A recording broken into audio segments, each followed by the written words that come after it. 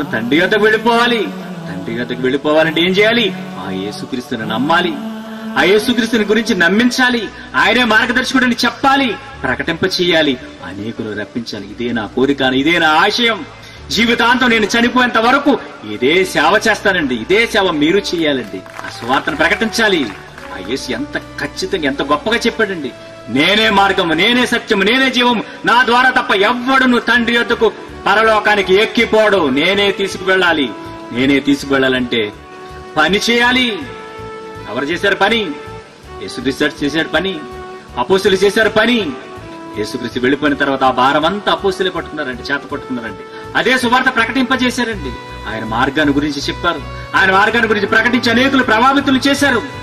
గొప్ప గొప్ప గొప్ప గొప్ప ప్రదేశాలు వెళ్ళిపోయేవారు, శ్రమలు పడ్డారు, ఇదే చెప్పేవారు, ఇదే చెప్పారండి. ఆయన మహిమ గురించే ప్రకటన చేశారండి. యేసుక్రీస్తు గురించి సాక్ష్యం అండి. ఆయనే మార్గం. నమ్మండి, నమ్మకాల్లోకి రండి, చెప్పండి, సమాజానికి చెప్పండి. ఆయనేనండి మార్గదర్శకుడు. ఆయనేనండి మన కొరకు ప్రాణం పెట్టాడు. యథార్థవంతుడిగా వచ్చినటువంటి ఆయన దేవుడు గురించి చెప్పాడు. ఆత్మను రక్షించడానికి వచ్చాడు నా యేసు. ఈ ఆత్మను కాపాడడానికి వచ్చాడు మనందరి యేసు. మన కొరకు ప్రాణం పెట్టాడు. ఆయనే మార్గదర్శకుడు. ఆయన తప్ప ఈ ప్రపంచంలో ఏ దేవుడు మనల్ని తీసుకువెళ్ళాడు. నమ్మండి, నమ్మించండి.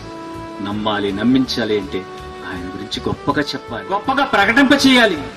ఈ 60-70 సంవత్సరాల కోసం కాదు. మరొక లోకం ఉంది, మరో జీవితం ఉంది. ఆ క్రీస్తు గురించి గొప్పగా చెప్పుకుందాం.